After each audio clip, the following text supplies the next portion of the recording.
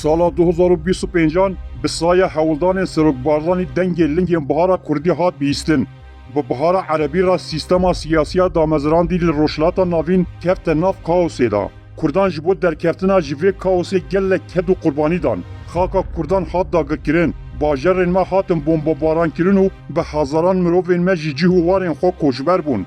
Di sala 2024 da hilweşandina rejima Esed hevsangiya hêzê li rojhilata navîn guherand. Şert û meş Afrîn ku Rojava jî mîna Başûrê Kurdistanê bo avakirina desthilateke Kurdistanî hewl bide. Wan mercan rê dan ku Bihara Kurdî bi ezameta xwe ya mezin ve derkeve holê.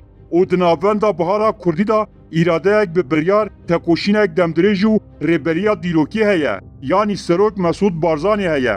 Di seranserî sala 2025 da Serokbarzanî gelek hewldanên eşkere û veşartî ji bo avakirina Bihara Kurdî pêk anî. Rojava xist navenda van hemû hewldanan. Di şazeyê çilê da wî ev pêvajo bi pêşewazîkirina Mazlûm Ebdî û şandeya Rojava ya pêra li hewlêrê dest pê kir. Ji vê demê ve Serokbarzanî tekoşînekî pir alî ji bo Sûriyeyeke ne navendî Bey Esed, ji bo mîsogerkirina destûrî ya mafên Kurdan û ji bo berdewamiya hebûna Hesedê wekî hevgirtî da dest pê kirin. Serok hemû têkilî û destkeftiyên dîplomatîk ên eşkere û veşartî yên tevgera Barzanî li rojhilata navîn ji bo Rojava seferber kir. Wek nimûne, daxuyaniya Serok ya di bersiva gefên eşîrên Ereb ên li dijî Rojava dema gotî gere ew êrişî Rojava bikin, ez û pêşmerge dê biçin Qamişloyê. Rojava dê tu carî bi tenê nemîne, yek ji van pêngavan bû. Her wiha deriyê gelek têkiliyên nû ji bo Rojava vekir.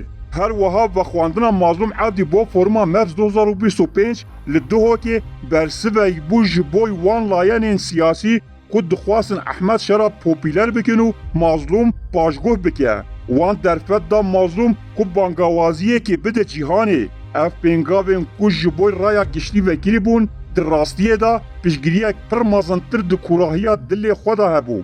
Ger Mazlûm Ebdî û rêveberiya Rojava îro li hember zextên Ocalan dewleta Tirk û çavkaniyên din paş ve gav naavêjin ji ber ew dizanin ku Serokbarzanî li pişt wan e. Hikûmeta Herêma Kurdistanê bi destpêşxeriya Serokbarzanî ne tenê ji bo Rojava lê di heman demê da ji bo Kurdan li Bakurê Kurdistanê nefesek bistînin di pêvajoya çareseriyê da rolek mezin lêist. Her çend dibin zextekê mezin dabû jî tevgera Barzanî hêza damezrêner a Herêma Kurdistanê û serokê wê Serok Mesûd Barzanî deriyê riyeke hevpar û serkeftinê ji bo Kurdan vekir. Rexmê êrîş û bêrêziyên PKK jî hem rasterast hem jî bi rêya Rojava dîsa jî wî hemû hêza xwe bo serkeftina Rojava terxan kir. Mesela yekîtiya Kurdan ku bi rêya gotinên popüler peyvên teorîk û li ser nivîsên giştî hatiye nîqaşkirin ji aliyê Serokbarzanî ve bi gavên sade,